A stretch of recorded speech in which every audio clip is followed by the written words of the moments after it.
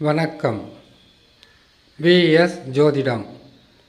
இந்த ஜோதிட சேனலில் சனி பயிற்சி பலன்கள் 2026 சனி பகவான் பயிற்சி பெற்றால் அதிக கெடு பலன்களை சனி பகவான் தரக்கூடிய கெடு பலன்களை பெறப்போகின்ற ராசிகள் எது?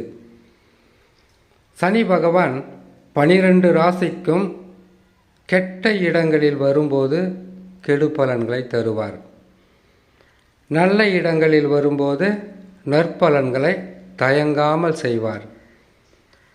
சனி பகவான் ஒரு ராசிக்கு கெடு பலன்களை தருகின்ற ஸ்தானத்தில் அமர்ந்துவிட்டால் தொடர்ந்து கஷ்டங்களும் தொடர்ந்து மன நிம்மதி இல்லாத சூழ்நிலையும் பொருள் விரயம், தன நஷ்டம், உறவுகளால் மன கஷ்டம், தேவையில்லாத பிரச்சனைகள், இது சனி பகவான் பயிற்சி பெற்று கெடுதல் தரக்கூடிய ஸ்தானங்களில் அமர்ந்தால்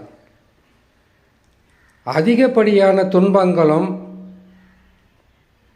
சொத்து விரயம், எதிரிகளும் துரோகிகளும் அரசாங்கத்தால் பல பிரச்சனைகளும் வருகிறது என்றால் சனி பகவான் கெட்டது செய்கின்ற காலங்களில் உங்களுடைய தசா சரியில்லாமல் இருக்கும். அப்பொழுதுதான் சனி பகவானை காரணமாக வைத்து உங்கள் சொந்த ஜாதகத்தில் நடந்து கொண்டிருக்கக்கூடிய தசா உங்களுக்கு நினைத்து பார்த்திடாத அளவிற்கு துன்பங்களை தந்துவிடும். இதுதான் உண்மை. ஜோதிடர்கள் சனி பயிற்சியா, சனி பகவான் பயிற்சி போகிறார் என்று பதிவை போடுவது நியாயம். அதே போல நல்லது நடக்கப் போகிறது என்பதை சற்று தூக்கலாகவும், கெடுதல்கள் நடந்தாலும் அதை குறைத்து சொல்ல வேண்டியது ஜோதிட கடமை. கெட்டது நடக்கப் போகிறது, உங்களுக்கு இழப்புக்கள் வரப்போகிறது என்று சொன்னால் மனம் சங்கடப்படும். ஒரு ஜாதகம் என்பது முக்காலத்தையும் உணர்ந்து அதற்கு தக்கவாறு என்ன பலன்கள் நடக்கப் போகிறது என்பதை தெளிவுபட சொல்ல வேண்டியது ஒரு ஜோதிடரின் கடமை. முக்காலம்னா என்ன? உங்களுக்கு எந்த ராசியாவது இருக்கட்டும், மேசம், ரிஷபம், மிதுனம், கடகம், சிம்மம், கன்னி, துலாம், விருச்சகம், தனுசு, மகரம், கும்பம், மீனம், 12 ராசியில் எந்த ராசியில் நீங்கள் பிறந்திருந்தாலும் உங்கள் ராசி என்பது உங்களுடைய ஜாதகத்தில் இருக்கக்கூடியது தான் ராசி. ஆனால் லக்கினங்கள் வேறுபடும், மாறுபடும்.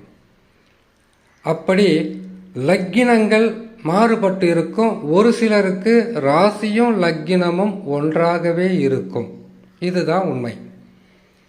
அப்படி அந்த லக்கினத்திலிருந்து கணக்கிடும்போது எந்தெந்த ராசி கட்டங்களில் கிரகங்கள் அமர்ந்திருக்கிறது, அமர்ந்த கிரகங்கள் ஆட்சியா, உச்சமா, கேந்திர திரிகோணமா, இல்லை உபஜயஸ்தானமா, இல்லை நீச பகையா, இல்லை வாழ்க்கையில் எந்நாளுமே போராட்டங்களை கொடுக்கக்கூடிய 6, 8 அமர்ந்த கிரகமா என்பதுதான் யாருக்கும் தெரியாத ஒரு சூட்சும ரகசியம்.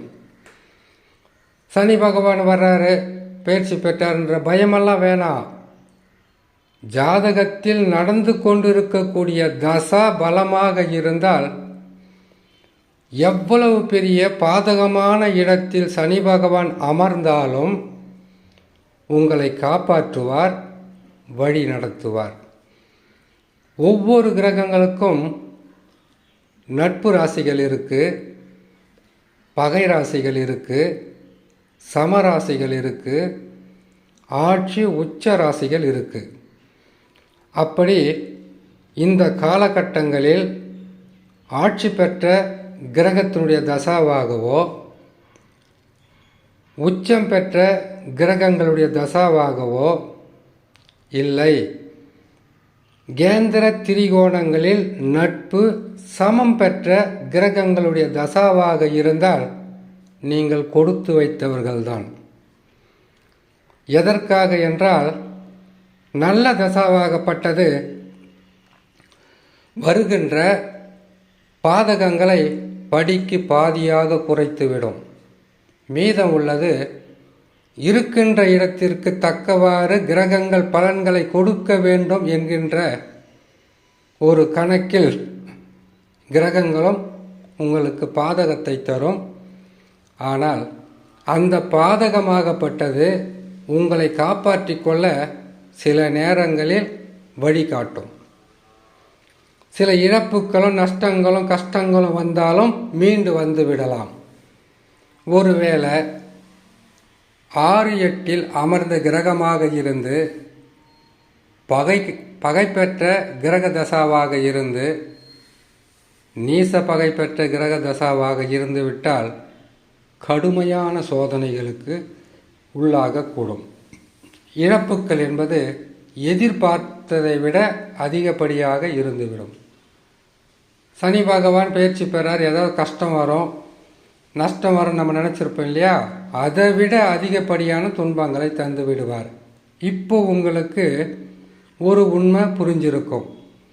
சனி பகவான் கெட்டது செய்கின்ற இடத்திற்கு வரும்போது தசா நல்ல நிலையில் இருந்தால் தாக்கு பிடிக்க முடியும். தசா சரியில்லாதவர்கள் கடுமையான கஷ்டங்களை நஷ்டங்களை இழப்புக்களை சந்தித்து ஆக வேண்டிய ஒரு சூழ்நிலையாக இருக்கும். இவ்வளவு விளக்கம் போதும்னு நான் நினைக்கிறேன். சரி, இப்போ எந்தெந்த ராசிகளுக்கு அதிக கெடு பலன்களை தரப்போகிறார் என்பதை பார்த்து விடலாம். முதலில் மேசராசி. மேசராசிக்காரர்களுக்கு விரயச்சனி, விரயங்கள் அதிகரிக்கும். அது சுப விரயமா பாவ விரயமா எதிர்பார்த்திடாத நஷ்ட விரயமா என்பதை ஜாதகத்தில் தசாதான் முடிவு செய்ய வேண்டும். விரயச்சனி என்பது உங்களுக்கு பொருள் விரயத்தை கொடுக்கும். மிக கவனமாக இருங்க. அடுத்தது சிம்மராசி. சிம்மராசிக்காரர்களுக்கு அஷ்டம சனி. அஷ்டம சனி வந்து விட்டாலே கஷ்டங்கள் தான் வரும் என்பது ஜோதிட விதி. என்றாலும் உங்களுடைய ஜாதக பலன்தான் உங்களை எந்த அளவுக்கு காப்பாற்றப் போகிறது என்பதை உறுதி செய்யும். அப்படி இருக்கும்போது சிம்ம ராசிக்காரர்கள் மிக கவனமாக கையாள வேண்டிய காலகட்டம் இது.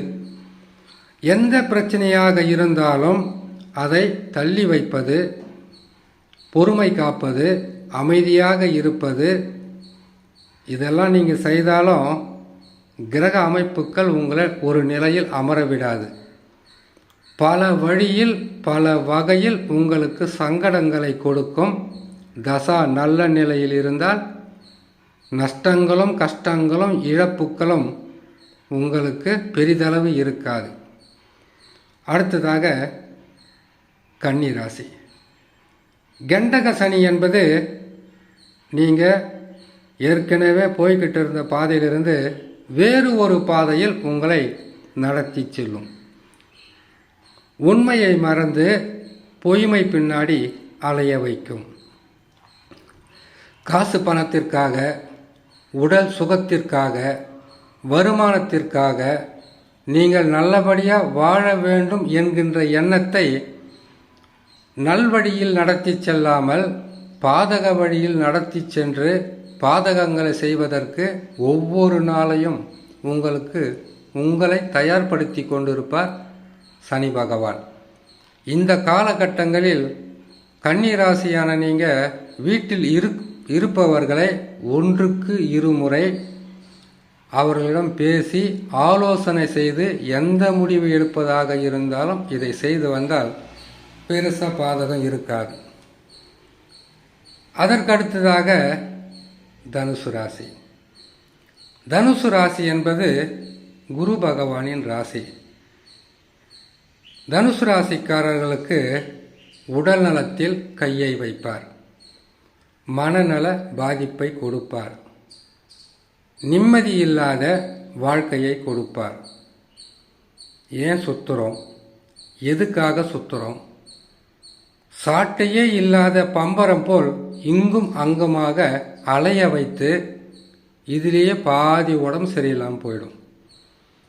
மீதி இருப்பது கொஞ்சம் கொஞ்சமாவது நம்ம அமைதியாக உட்காரலான்றதுக்காக வீட்டை தேடி போனீங்கன்னாக்கா, வெளியில் வந்து சுற்றிக்கிட்டு இருக்கும்போது கொஞ்சம் நிம்மதியாக இருந்தது. வீட்டுக்குள்ளே வந்தாக்கா இந்த உலகமே சுத்துற மாதிரி இருக்க அப்படின்ற மனக்கவலை வரும்.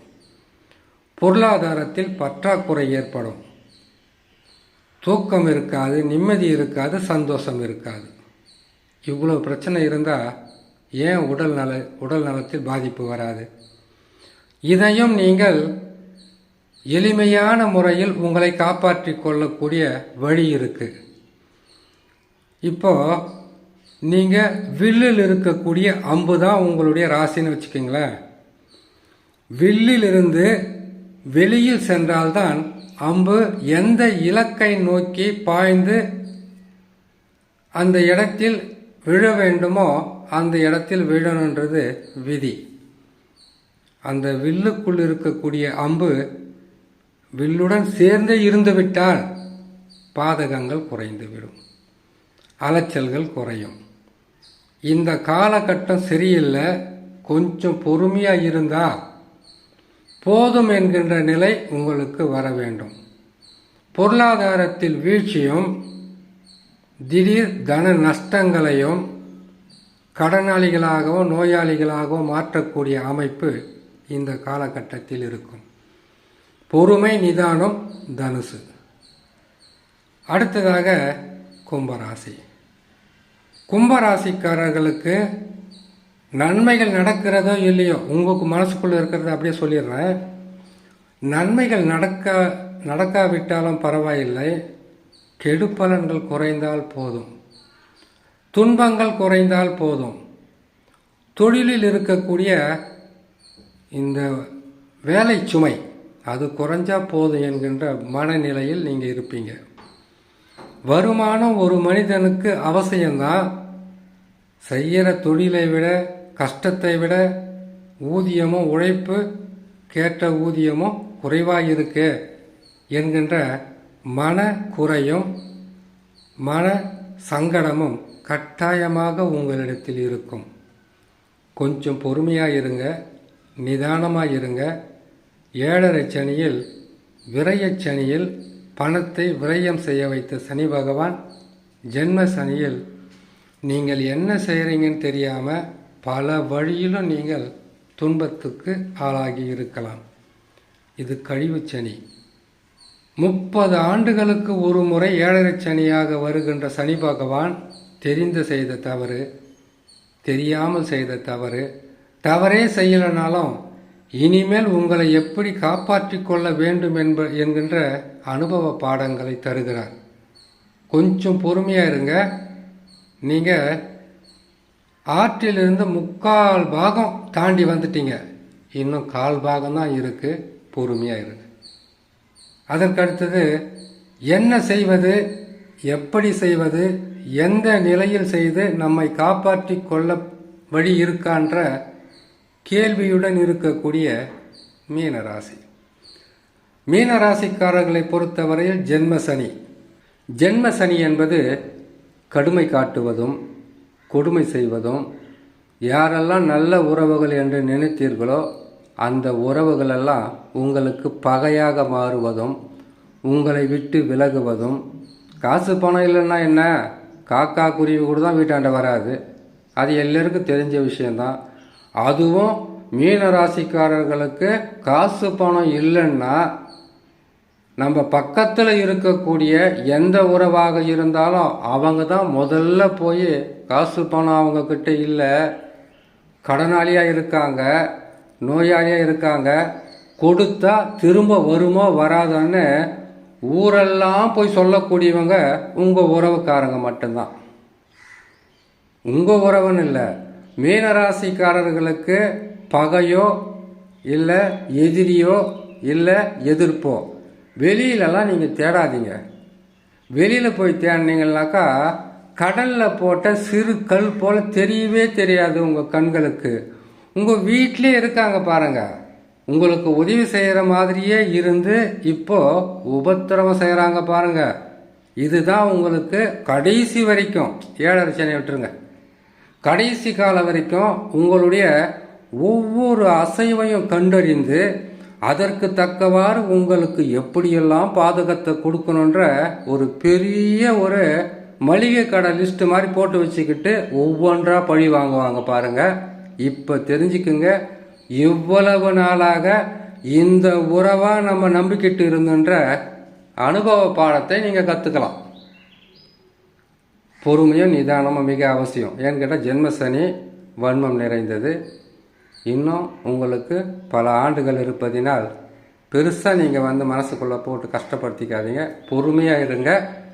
12 ராசிக்கும் வாக்கிய கணித ரீதியாக சனி பகவான் பயிற்சி பெற்றால் எந்தெந்த ராசிகளுக்கு எப்படிப்பட்ட பலன்களை தருவார் என்பதை ஒவ்வொரு பதிவாக போகிறோம், கேட்டு பயன்பெறுங்க. நன்றி, வணக்கம்.